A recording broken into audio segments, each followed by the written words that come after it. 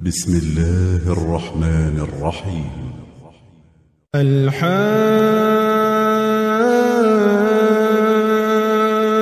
الحاقة ما الحاقة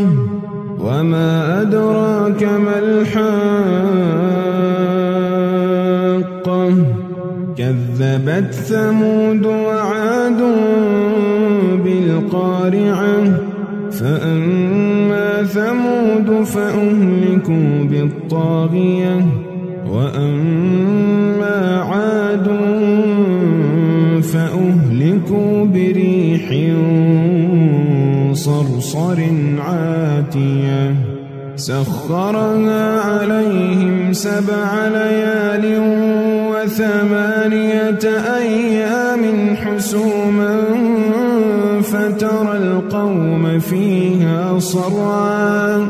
فترى القوم فيها صرعى كأنهم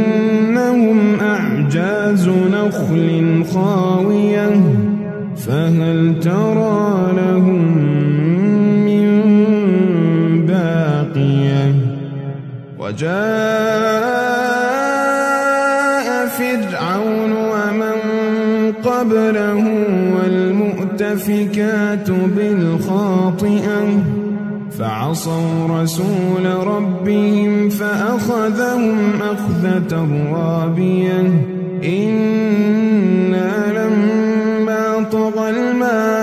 الماء حملناكم في الجارية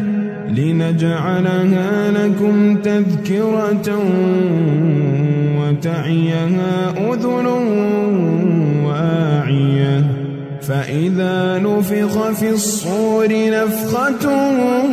واحدة وحملت الأرض والجبال فدكتا دكة واحدة فيومئذ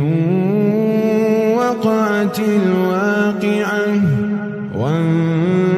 وانشقت السماء فهي يومئذ واهية والملك على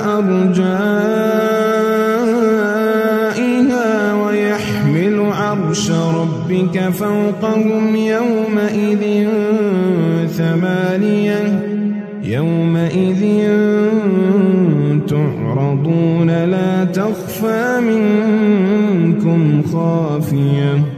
فأما من أوتي كتابه بيمينه فيقول هاؤم اقرءوا كتابيه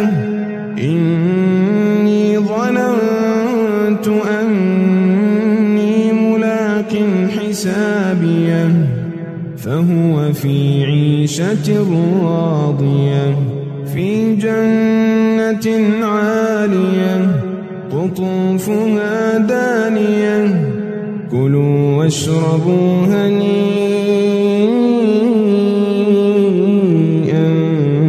بما أسلفتم في الأيام الخالية وأما من أوتي كتابه بشماله فيقول يا ليتني لم أوت كتابيه ولم أدر ما حسابيه يا ليتها كانت القاضية ما أغنى عني ماليه هلك عني سلطانيه خذوه فغلوه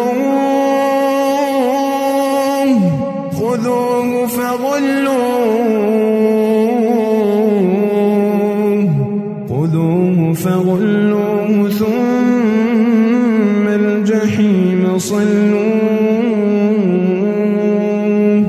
ثم في سلسلة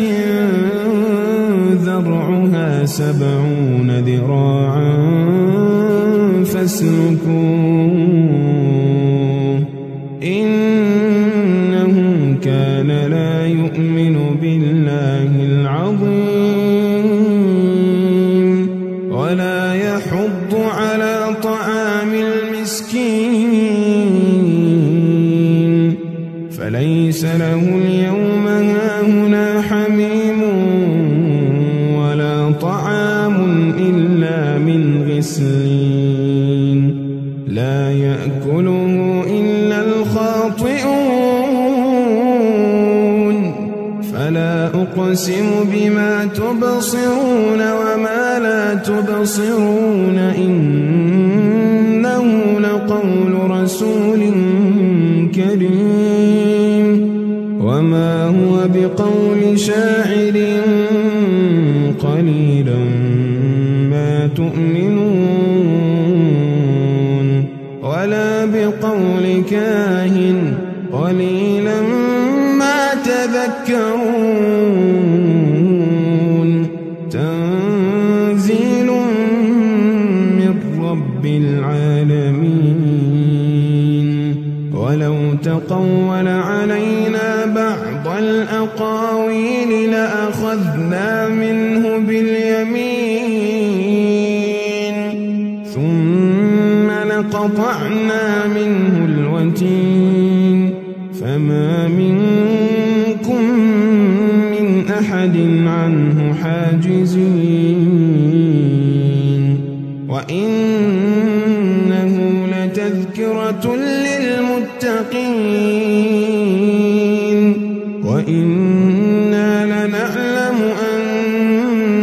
منكم مكذبين وإنه لحسرة على الكافرين وإنه لحق اليقين فسبح باسم ربك العظيم